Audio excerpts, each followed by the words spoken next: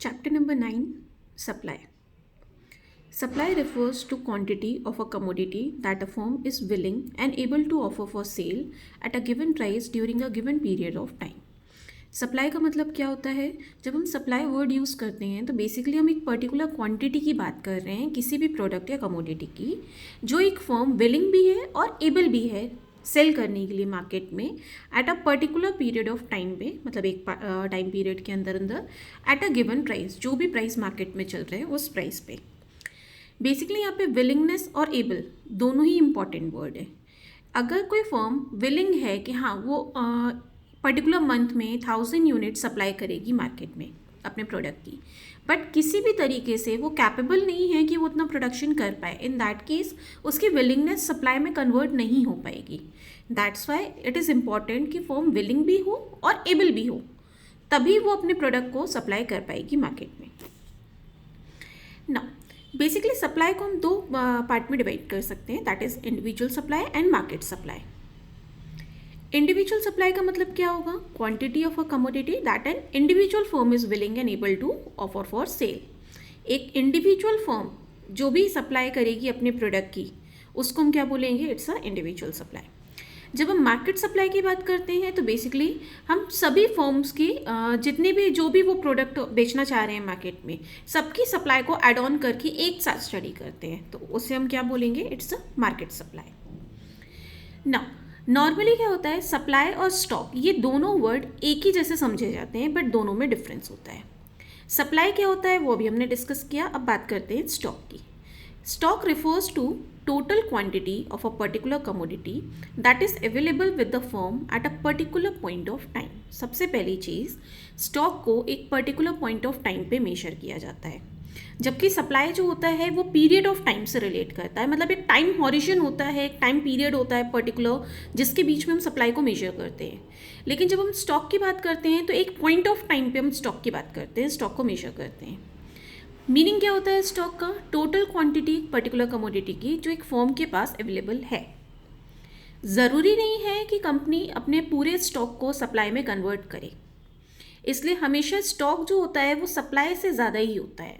Stock कभी भी supply से कम नहीं होगा, इक्वल हो सकता है, ज़्यादा हो सकता है, लेकिन कभी भी कम नहीं होगा।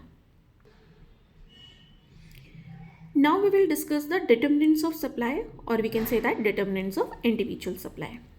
वो फैक्टर्स अब हम डिस्कस करेंगे जो इंडिविजुअल सप्लाई को इफेक्ट करते हैं। सबसे पहला पॉइंट है price of given commodity. Price का और सप्लाई का डायरेक्ट रिलेशन होता है, ये एक जनरल रूल है according to the law of supply. Direct relation होने का मतलब क्या हुआ कि जैसे जैसे प्राइस चलेगी सप्लाई भी उसी के अकॉर्डिंग होगी, मतलब अगर प्राइस बढ़ेगी तो सप्लाई भी बढ़ेगी और प्राइस गिरेगी तो सप्लाई भी गिरेगी। यहाँ हम बात कर रहे हैं प्रोडक्ट की खुद की प्राइस की, ये चीज़ हमको ध्यान में रखनी है। रिलेटेड गुड्स की यहाँ पे कोई भी बात नहीं हो रही है। प्रोडक्ट की खुद की प्राइस अगर इंक्रीज़ होगी, सप्लायर को प्रॉफिट दिखेगा, सप्लायर उस प्रोडक्ट की सप्लाई को बढ़ाएगा, और अगर प्रोडक्ट की प्राइस रिड्यूस होगी तो सप्लायर उस प्रोडक्ट की प्राइस के अकॉर्डिंग सप्लाई को क्या कर देगा? रिड्यूस। नाउ आगे के जितने भी हमारे डिटर्मिनेंट्स हैं उनको बेसिकली अदर फैक्टर्स या फैक्टर्स अदर देन प्राइस बोला जाता है। ये ऐसा क्यों है, इससे रिलेटेड आगे एक टर्म आएगी जो हम डिस्कस करेंगे, तब मैं ये चीज़ दोबारा रिपीट करूँगी। यहाँ पे अभी हम सिर्फ ये ध्यान रखेंगे कि पहला पॉइंट हमने जो देखा वो प्रोडक्ट की खुद की प्राइस के रिलेशन में देखा। बाकी जितने भी फैक्टर्स हैं वो उसमें प्रोडक्ट की खुद की प्राइस की कोई भी बात नहीं होगी।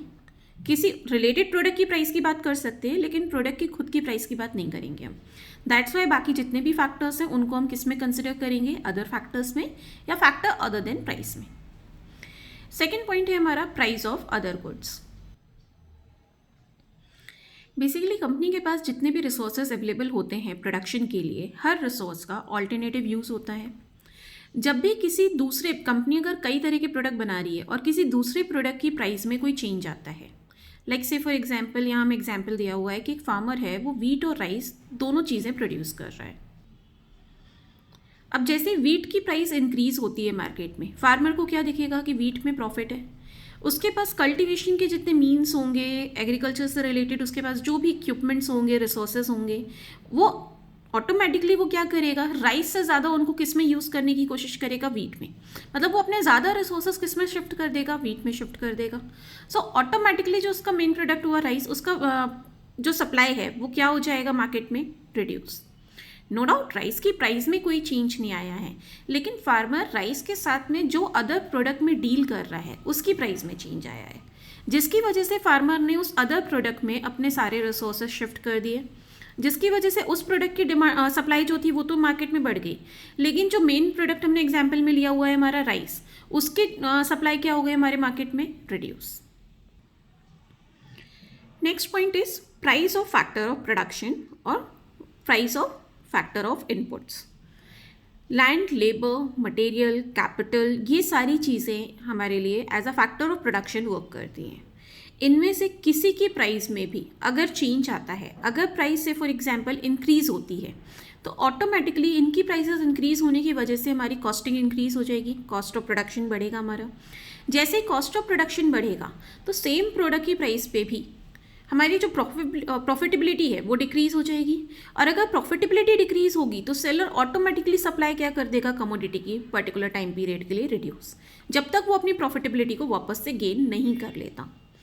ऑन द अदर हैंड, अगर हमारे फैक्टर ऑफ प्रोडक्शन की प्राइसेस रिड्यूस हो जाती है, कोई भी फैक्टर ऑफ प्रोडक्शन हो सकता है उसमें, लेकिन अगर किसी की प्राइस भी रिड्यूस होती है तो ऑटोमेटिकली उससे हमारी कॉस्टिंग क्या होगी, फॉल हो जाएगी।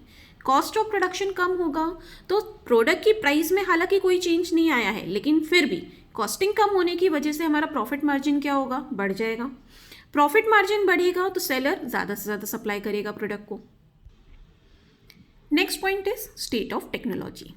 सेम कंसेप्ट यहाँ पे भी अप्लाई हो रहा है कि अगर हमारी टेक्नोलॉजी एडवांस है या हमारी टेक्नोलॉजी में कोई इंप्रूवमेंट आता है तो उससे ओवरऑल जो हमारी कॉस्टिंग होगी प्रोडक्शन की वो रिड्यूस होगी। कॉस्टिंग रिड्यूस होगी तो हमारा प्रॉफिट मार्जिन या हमारा प्रॉफिटेबिलिटी बढ़ेगा, और प्रॉफिटेबिलिटी बढ़ेगी तो सेलर सप्लाई को भी इंक्रीज करेगा। ऑन द अदर हैंड, अगर टेक्नोलॉजी किसी वजह से डिग्रेड करती है, मतलब आउटडेटेड हो जाती है, पुरानी हो जाती है या ख़राब हो जाती है, इन दैट केस हमारा कॉस्ट ऑफ प्रोडक्शन इंक्रीज होगा, और अगर कॉस्टिंग इंक्रीज होगी तो हमारा प्रॉफिट मार्जिन भी क्या हो जाएगा, डिक्रीज। प्रॉफिट मार्जिन डिक्रीज होने की वजह से सप्लायर ऑटोमेटिकली सप्लाई को क्या कर देगा, डिक्रीज कर देगा। Next point is government policies regarding taxes and subsidies. Taxes और सब्सिडीज प्रोडक्ट की प्राइस का एक इंपॉर्टेंट पार्ट होते हैं। जब भी इनमें चेंज आता है, सप्लायर या कोई भी कंपनी एकदम से अपनी प्रोडक्ट की प्राइस को उस हिसाब से चेंज नहीं कर पाती है, उसके लिए टाइम लगता है। बट जब भी ये चेंज आता है तो उसके अकॉर्डिंग कंपनी अपनी सप्लाई को चेंज कर सकती है। बेसिकली अगर टैक्स रेट इंक्रीज होता है या सब्सिडी रिड्यूस हो जाती है, दोनों ही केस में एक तरीके से कंपनी की कॉस्टिंग इंक्रीज हो जाएगी पर्टिकुलर प्रोडक्ट को लेके, मतलब कंपनी की पॉकेट से ज़्यादा पैसा जाएगा उस प्रोडक्ट को लेकर, उसका प्रॉफिट मार्जिन उस प्रोडक्ट से क्या हो जाएगा, लो, और अगर प्रॉफिट मार्जिन लो होगा तो कंपनी सप्लाई को क्या कर देगी, reduce. On the other hand, अगर टैक्स कंसेशन मिलता है कंपनी को, मतलब या टैक्स रेट रिड्यूस हो जाता है या सब्सिडी इंक्रीज हो जाती है, in that case automatically same price पे भी कंपनी की प्रॉफिटेबिलिटी क्या होगी, इंक्रीज हो जाएगी, उसका प्रॉफिट मार्जिन बढ़ जाएगा। प्रॉफिट मार्जिन बढ़ेगा तो कंपनी सप्लाई को भी क्या करेगी, इंक्रीज कर देगी। नेक्स्ट पॉइंट इज गोल और objective of the firm. Generally जिन फर्म्स का ऑब्जेक्टिव प्रॉफिट मैक्सिमाइजेशन होता है वो ज़्यादातर जैसे ही मार्केट में प्राइसेस इंक्रीज़ होते हैं वो अपनी सप्लाई को इंक्रीज़ कर देते हैं, बिकॉज हाई प्राइस है, सप्लाई इंक्रीज़ होगी तो ऑटोमेटिकली उनको प्रॉफिट भी ज़्यादा मिलेगा, प्रॉफिट ज़्यादा होगा उनका। बट समटाइम्स उल्टा भी देखा जाता है इसमें कि कई बार कुछ कंपनीज नो डाउट मार्केट में प्राइसेस कम है लेकिन फिर भी अपनी सप्लाई को इंक्रीज़ करती हैं। मे बी हो सकता है कि उनका ऑब्जेक्टिव क्या हो, वो बड़ा मार्केट शेयर कैप्चर करना चाह रहे हैं या उनका स्टेटस जो है या जो उनकी प्रेस्टीज है मार्केट में उसको बना के रखना चाहते हैं। दैट्स वाई वो लो प्राइस पे भी अपनी सप्लाई को बढ़ा के रख रहे हैं या बना के रख रहे हैं। ना अब यहाँ पे हम दो टर्म्स डिस्कस करेंगे जो आगे हमको थ्योरेटिकल सेक्शन में सबसे ज़्यादा काम में आएगी चैप्टर से। सबसे पहली टर्म है change in quantity supplied and next term है चेंज इन सप्लाई। वैसे देखें अगर तो दोनों एक ही लगती हैं, दोनों में कोई खास चेंज नहीं है, बट दोनों का मीनिंग अलग अलग कंसिडर किया जाएगा हमारे सब्जेक्ट में। जब प्रोडक्ट की खुद की प्राइस में चेंज आएगा और उसकी वजह से सप्लाई चेंज होगी तो आप टर्म क्या यूज़ करोगे, चेंज इन क्वांटिटी सप्लाइड।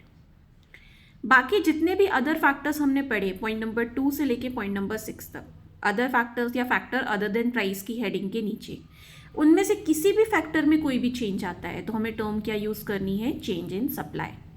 एक बार फिर से रिपीट कर रही हूँ, जब प्रोडक्ट की खुद की प्राइस में चेंज आएगा और सप्लाई उसके अकॉर्डिंग रिएक्ट करेगी, बदलेगी, तो हम उस चेंज के लिए क्या टर्म यूज़ करेंगे? Change in quantity supplied. लेकिन प्रोडक्ट की खुद की प्राइस को छोड़कर बाकी रिमेनिंग अदर जितने भी फैक्टर्स हैं हमारे, उनमें से किसी में भी चेंज आता है और उसके अकॉर्डिंग सप्लाई चेंज होती है, तो हमको सिंपल टर्म यूज़ करनी है चेंज इन सप्लाई। वहाँ हम क्वांटिटी वर्ड यूज़ नहीं कर सकते। Now we will discuss the determinants of market supply. जब हम मार्केट सप्लाई के डिटर्मिनेंट्स की बात करते हैं तो बेसिकली इसमें इंडिविजुअल सप्लाई के हमने जितने डिटर्मिनेंट्स देखे वो सारे तो इंक्लूड होते ही हैं, लेकिन साथ में 3 पॉइंट्स और इसमें ऐड ऑन होंगे। सबसे पहला पॉइंट है number of firms in the market. Market में जब भी कोई नई फर्म एंटर करती है तो बेसिकली उसके अकॉर्डिंग भी हमारी मार्केट सप्लाई अफेक्टेड होती है। जितनी ज़्यादा फर्म होंगी उतना ज़्यादा क्या होगी हमारी मार्केट सप्लाई। नई फर्म आएगी, उसका प्रोडक्शन भी होगा, वो भी अपने प्रोडक्ट को मार्केट में लेके आएगी, तो ओवरऑल हमारी मार्केट सप्लाई क्या होगी? इंक्रीज। हालांकि इसके अपोजिट सिचुएशन की बात करें कि अगर कोई भी फर्म मार्केट को छोड़ के जा रही है या किसी वजह से कोई फर्म अगर बंद हो रही है तो उस पर्टिकुलर प्रोडक्ट की मार्केट सप्लाई ऑटोमेटिकली क्या हो जाएगी? Decrease. Next point is future expectation regarding prices. अगर सेलर ये एक्सपेक्ट कर रहा है कि फ्यूचर में उसके प्रोडक्ट की प्राइस राइज हो सकती है, तो वो अभी करंट में मार्केट सप्लाई को क्या करेगा? रिड्यूस, ताकि वो सप्लाई को रिड्यूस करके स्टॉक मेंटेन कर सके और फ्यूचर में जब प्राइसेस बढ़ें तब वो सप्लाई बढ़ा सके। हाउएवर, अगर उल्टी सिचुएशन है, अगर सेलर को ये डर है कि फ्यूचर में प्राइसेस बहुत ज़्यादा गिर सकते हैं, इन दैट केस वो ज़्यादा से ज़्यादा सप्लाई करके अपने प्रोडक्ट को सेल करके अभी अपने प्रॉफिट को कमाने की कोशिश करेगा। Last point is means of transportation and communication. जिन एरियाज में प्रॉपर इंफ्रास्ट्रक्चर डेवलपमेंट होता है, इम्प्रूव्ड मीन्स ऑफ कम्युनिकेशंस होते हैं, ट्रांसपोर्टेशन के प्रॉपर ऑप्शंस होते हैं, ऑटोमेटिकली ऐसे एरियाज में कंपनी सप्लाई को इंक्रीज करती है। ऑन द अदर हैंड, जहाँ पे ये फैसिलिटीज़ प्रॉपर नहीं है, वह सप्लाई ऑटोमेटिकली क्या हो जाती है? Reduce. Now we will discuss the term supply function. It shows the functional relationship between quantity supplied for a particular commodity and the factors influencing it. Supply function का मतलब क्या होता है? Functional relationship. किसके बीच का? पर्टिकुलर प्रोडक्ट की जो quantity supplied है और उसको जो भी फैक्टर्स इन्फ्लुएंस कर रहे हैं, मतलब उसके जितने भी डिटर्मिनेंट्स हैं, सारे डिटर्मिनेंट्स का सप्लाई का जो रिलेशनशिप होगा उसको हम फंक्शनल रिलेशनशिप, उसको हम क्या बोलेंगे? It's a supply function. Basically supply function को भी हम 2 पार्ट में डिवाइड कर सकते हैं, that is individual supply function and market supply function. सबसे पहले इंडिविजुअल सप्लाई फंक्शन की बात करते हैं। इसमें हम किसके रिलेशनशिप को कंसिडर करेंगे? Functional relationship between supply and factors affecting the supply of a individual commodity. जब इंडिविजुअल सप्लाई की बात की जाएगी, इंडिविजुअल सप्लाई को जो डिटर्मिनेंट्स इफेक्ट करते हैं वो सारे डिटर्मिनेंट्स को हम कंसिडर करेंगे सप्लाई के साथ में, तो उस फंक्शनल रिलेशनशिप को हम क्या बोलेंगे? It's a individual supply function. Represent करने का तरीका क्या होगा? सप्लाई को हम यहाँ पे रिप्रेजेंट कर रहे हैं एस से। ये जो एफ है ये किसका सिंबल होता है? फंक्शन का सिंबल होता है, और ब्रैकेट के बाद वो सारे डिटर्मिनेंट्स आएंगे हमारे जो सप्लाई को इफेक्ट करने वाले हैं। मतलब यहाँ जितने भी डिटर्मिनेंट्स हैं ये एक तरीके से इंडिपेंडेंट हैं, ये कैसे भी बदल सकते हैं, लेकिन जब इनमें कोई भी बदलाव आएगा तो उसकी वजह से हमारी सप्लाई बदलेगी। सप्लाई क्या होगी? डिपेंडेंट हो गई किसके ऊपर? इन सारे फैक्टर्स के ऊपर। ये सारे फैक्टर्स क्या हैं? सप्लाई के डिटर्मिनेंट्स हैं। क्योंकि हम इंडिविजुअल सप्लाई फंक्शन की बात कर रहे हैं इसलिए यहाँ पे कौन से डिटर्मिनेंट्स आएंगे? जो इंडिविजुअल सप्लाई के डिटर्मिनेंट्स हैं, सिर्फ वही। पी एक्स का मतलब क्या है? प्रोडक्ट की खुद की प्राइस। पी ओ रिप्रेजेंट कर रहा है प्राइस ऑफ अदर गुड्स को। पी एफ रिप्रेजेंट कर रहा है price of factor of production. S T का मतलब है स्टेट ऑफ टेक्नोलॉजी। कैपिटल्स में टी का मतलब है टैक्सेशन पॉलिसी एंड जी का मतलब है गोल ऑफ फर्म। सिमिलरली बात करते हैं मार्केट सप्लाई फंक्शन की। जब मार्केट सप्लाई फंक्शन की बात होगी तो बेसिकली हम फंक्शनल रिलेशनशिप को कंसिडर कर रहे हैं मार्केट सप्लाई का और वो सारे फैक्टर्स का जो मार्केट सप्लाई को इफेक्ट करते हैं। मतलब यहाँ पे अब हमारे सारे डिटर्मिनेंट्स आ जाएंगे। जो अभी तक हमने डिटर्मिनेंट्स पढ़े थे इंडिविजुअल सप्लाई के वो तो आएंगे, और साथ में 3 डिटर्मिनेंट्स और ऐड होंगे, जिसमें एन का मतलब होगा number of firms, F means future expectation regarding prices and M का मतलब है means of transportation and communication। ये वो सारे डिटर्मिनेंट्स हैं जो मार्केट सप्लाई को इफेक्ट करते हैं। यहाँ पे भी कंसेप्ट वही अप्लाई होगा। ये सारे डिटर्मिनेंट्स क्या हैं? इंडिपेंडेंट। ये कैसे भी बदल सकते हैं, लेकिन जब इनमें से कोई भी बदलेगा तो उसके हिसाब से सप्लाई भी बदलेगी। सप्लाई क्या होगी? डिपेंडेंट होगी। किस पे? अपने डिटर्मिनेंट्स पे, और ये एफ किसका सिंबल होता है, फंक्शन का सिंबल होता है। Next term is supply schedule. It is a tabular statement showing various quantities of a commodity being supplied at various level of prices during a given period of time. एक particular time period में अलग अलग prices पे कोई भी supplier अपनी commodity की क्या सप्लाई कर रहा है उसको अगर हम टेबुलर वे में रिप्रेजेंट करेंगे तो उसको हम क्या बोलेंगे, इट्स अ सप्लाई स्केड्यूल. इसको भी हम दो पार्ट में डिवाइड कर सकते हैं, that is individual supply schedule and market supply schedule. सबसे पहले बात करते हैं इंडिविजुअल सप्लाई स्केड्यूल की. It refers to a tabular statement showing various quantities of commodity that a particular producer is willing to sell at various level of prices during a given period of time. मतलब एक particular time period में अलग अलग prices पे एक single seller अपने product की कौन सी क्वांटिटी सप्लाई करने के लिए रेडी है, उसको जब हम टेबुलर वे में रिप्रेजेंट करेंगे तो उसको हम क्या बोलेंगे, it's a individual supply schedule. Similarly जब मार्केट सप्लाई स्केड्यूल की बात होगी तो यहाँ पे कई सारे प्रोड्यूसर्स होंगे, कई सारे सप्लायर्स होंगे, उन सबकी सप्लाई को एक साथ प्लस करके इकट्ठे जब हम कंसिडर करेंगे तो बेसिकली उसको हम क्या बोलेंगे, it's a market supply schedule. Like यहाँ हमने सेलर ए और सेलर बी इन दोनों की इंडिविजुअल सप्लाईज ली हुई हैं. ये दो सेलर हैं हमारे मार्केट में. फॉर एन एग्जाम्पल जब हमने इन दोनों की सप्लाईज को, इंडिविजुअल सप्लाईज को सम अप कर दिया तो हमको क्या मिल गई है, ये market supply. Next term is supply curve. Supply curve refers to a graphical representation of a supply schedule. Supply schedule जो भी हमने डिस्कस किया उसकी वैल्यूज़ को कंसिडर करते हुए जब हम उन्हीं वैल्यूज़ का ग्राफिकल रिप्रेजेंटेशन करते हैं तो जो हमें कर्व मिलता है उसको हम क्या बोलते हैं, it's a supply curve. Basically ये डायरेक्ट रिलेशनशिप शो करता है प्राइस और क्वांटिटी सप्लाइड के बीच में by keeping other factors constant. इसका क्या मतलब है, ये भी हम आगे लॉ ऑफ सप्लाई में डिस्कस करेंगे. सप्लाई कर्व किसी भी तरह की कमोडिटी के लिए ड्रॉ किया जा सकता है. एंड जैसे हमने सप्लाई स्केड्यूल को दो पार्ट में डिवाइड किया था, सप्लाई फंक्शन को दो पार्ट में डिवाइड किया था, सिमिलर वे में हम सप्लाई कर्व को भी दो पार्ट में डिवाइड कर सकते हैं, that is individual supply curve and market supply curve. पहले बात करते हैं इंडिविजुअल सप्लाई कर्व की. इंडिविजुअल सप्लाई स्केड्यूल की वैल्यूज़ के अकॉर्डिंग जब हम एक सिंगल सेलर की सप्लाई को ग्राफिकली रिप्रेजेंट करेंगे तो जो हमें कर्व मिलेगा उसको हम क्या बोलेंगे, it's a individual supply curve.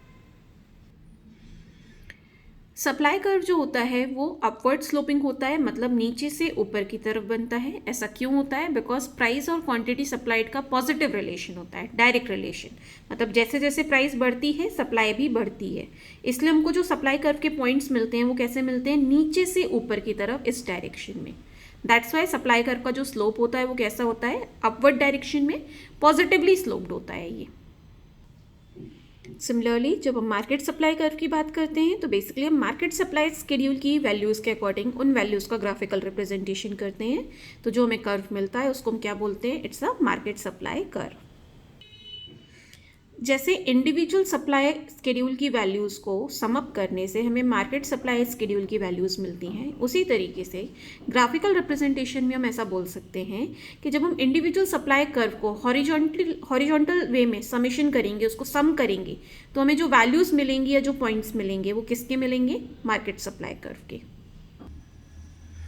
Horizontal सम करने का मतलब क्या हुआ, लाइक से फॉर एग्जाम्पल ये हमारा सप्लाई कर्व है सेलर ए का, ये सेलर बी का, और ये हमने मार्केट सप्लाई कर्व निकाला हुआ है. ये दोनों इंडिविजुअल हैं, ये हमारा मार्केट सप्लाई कर्व है. ये फर्स्ट पॉइंट हमारा सेलर ए की सप्लाई है, ये सेलर बी की सप्लाई है. बेसिकली जब इन दोनों पॉइंट्स की वैल्यूज़ को हम सम अप करेंगे एक तरीके से, इसी तरीके से सम किया जाएगा इस डायरेक्शन में, इसी डायरेक्शन में, सेम डायरेक्शन में हमको अगला पॉइंट मिल जाएगा किसका, मार्केट सप्लाई कर्व का. ये पॉइंट की जो न्यूमेरिकल वैल्यू है वो अल्टीमेटली किसका समीशन है, इन दोनों वैल्यूज़ का.